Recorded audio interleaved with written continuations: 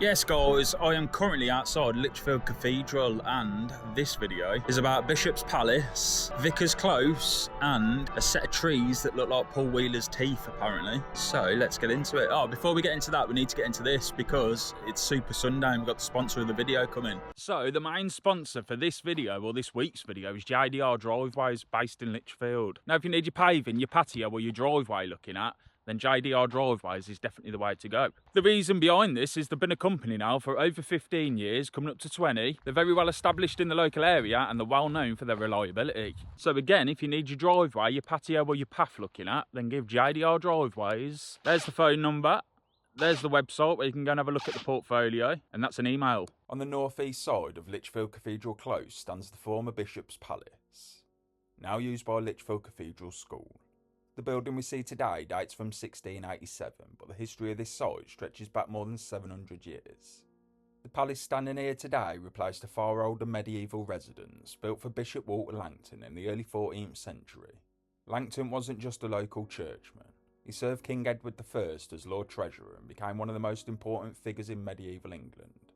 The palace he created in Lichfield reflected that position. It included private apartments, a chapel, service buildings and a vast great hall, used for ceremonies and entertaining important guests. The hall measured roughly 100 feet long and 56 feet wide. Its walls were decorated with scenes from the life of Edward I, while gilded carvings occupied the timber roof. This was not simply a comfortable home for a bishop. It was a building designed to display wealth, authority and the close relationship between the church and the crown. The palace stood against the fortified walls surrounding the cathedral close.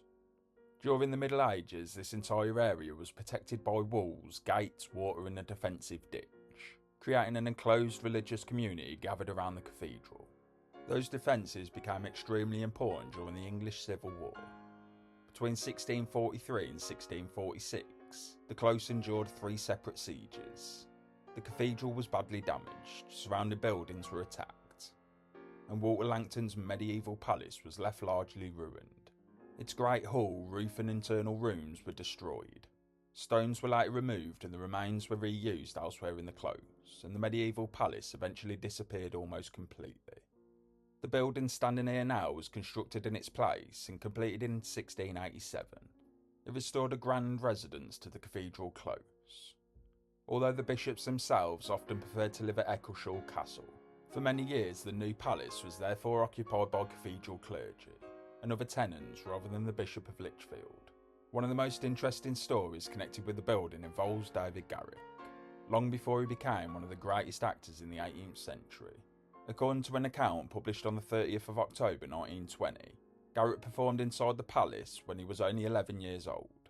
He is said to have played Sergeant Kite in George Farquhar's comedy, The Recruiting Officer. The precise details of childhood performances are difficult to prove, but Garrick's interest in acting certainly appeared early. It is quite possible that one of the most celebrated careers in British history began with a youthful performance inside of this building. Sergeant Kite was a confident army recruiter, so it must have been quite a sight, an 11-year-old David Garrick performing in the great house of Lichfield Cathedral Close, decades before audiences packed London theatres to see him. Garrick later became famous for bringing a more natural and emotionally convincing style to the stage, moving away from the exaggerated delivery that had previously been common. His name now belongs to Lichfield's theatre, but the Bishop's Palace may have witnessed his talent long before the wider world knew who he was. However, the building's strongest human story belongs to Anna Seward. Anna was born at Eyam in Derbyshire in 1742. Her family moved to Lichfield after her father Thomas Seward became a canon to the cathedral, and in 1754 they moved to the Bishop's Palace. Anna was still a child, but this building would remain her home for the rest of her life. The palace became a centre of an extraordinary literary and social circle. Scientists, writers, clergy and intellectuals met here for conversation, poetry and debate. People connected with the Seward household included Erasmus Darwin, Samuel Johnson and James Boswell. But Anna was not simply standing in the background while famous men visited her father. She developed into an important writer and intellectual in her own right. Known as the Swan of Lichfield, she became one of the best-known female poets of a generation. Her work was published nationally, and her extensive correspondence connected her with writers and thinkers across Britain. Her life was also marked by loss. 5 of her siblings died during infancy, while her surviving sister Sarah died at the age of 19. Anna wrote openly about affection, grief and bereavement, drawing heavily on the emotional experiences of her own life. She never married. After her father died in 1790, she continued living independently inside the palace, supported by money and investments that she'd inherited. That independence allowed her to maintain a home, manage her own affairs and continue writing without relying upon her husband. Anna's influence also extended beyond the walls of the palace. A garden ran behind the building and into the line of the former defensive ditch surrounding the close. She altered the grounds and corresponded with the landscape designer Humphrey Repton. Foundations associated with a summer house survive, while another garden structure was created by one of the old defensive bastions. She also became involved in the appearance of Dean's Walk around the cathedral. During the 18th century, some of the trees were removed to improve views of the cathedral from the direction of Stowe. When the Dean and Chapter considered removing every other tree because the avenue made nearby houses too dark, Anna objected. She reportedly said a damaged avenue would resemble a mouth with alternate teeth removed. It was a sharp remark, but it reveals something important about her character. Anna cared deeply about Lichfield and was prepared to challenge powerful cathedral figures, especially when she believed they were harming its appearance. She also influenced the landscape and around Minster Pool. After seeing the Serpentine in London's Hyde Park, Anna promoted the idea of reshaping Minster Pool into a more graceful curving form. She was also involved in the creation of the new walk along its southern bank, the route now known as Minster Pool Walk. So the familiar view across the water towards the cathedral is not entirely natural. It was deliberately shaped to create the kind of picturesque landscape Anna had admired in London. Anna Seward did not simply live in Cathedral Close. She helped change how parts of the close and the surrounding city looked, and some of those changes still influence how people experience the cathedral today. She died here at the Bishop's Palace on March the 25th, 1809, aged 66, and was buried inside Lichfield Cathedral. A memorial was written by Sir Walter Scott, another major literary figure who she corresponded with.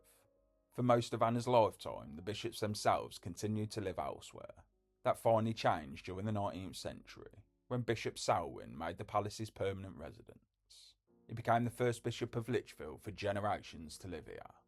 During 1868 and 1869, the house was enlarged with new wings and a chapel. However, despite its impressive appearance, the Victoria Palace was not always comfortable. A newspaper article from 1920 recorded that when Bishop McLagan arrived, parts of the building were poorly heated, bare and uncomfortable. The chapel was compared to a vault, and work was still being carried out around the house. The article also included a story about the worn state of the drawing room carpet. When someone suggested that Mrs. Selwyn needed a new one, she apparently replied that there was little point while her husband kept bringing in what she called the ragtail and bobtail of the diocese through the house. Beyond the humour, it gives us a glimpse of how the palace was used. This was not an isolated mansion occupied only by a bishop and his family. It was a working religious household, often filled with clergy, visitors and people from across the diocese. By the 12th century, the palace had become increasingly expensive to maintain. In 1953, Bishop Edward Reeve left the building and moved into Bishop's house on the south side of the cathedral. That explains the 2 bishop-related buildings seen in the close today. Bishop's house became the bishop's residency, while the much larger palace was transferred to the Dean and Chapter. From 1954, it became part of Lichfield Cathedral School, which continues to use the building today. A short distance away stands Vicar's Close, another surviving part of the community that once lived around the cathedral.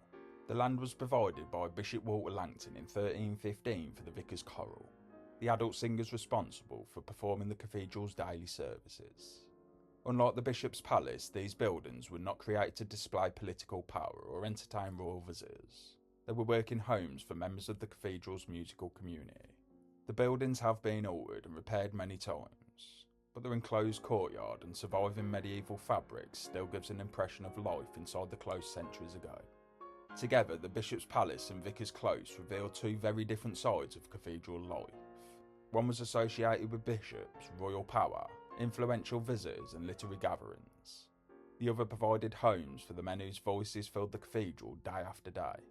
The former Bishop's Palace alone has served as a medieval seat of power, a Civil War ruin, a possible childhood stage for David Garrick, the lifelong home of Anna Seward, a Victorian bishop's residency and finally a school. Today it may appear to be simply another grand building in the Cathedral Close, but behind its walls is a story stretching from medieval England to the literary world of the 18th century, and at the centre of that story stands Anna Seward, the Swan of Lichfield.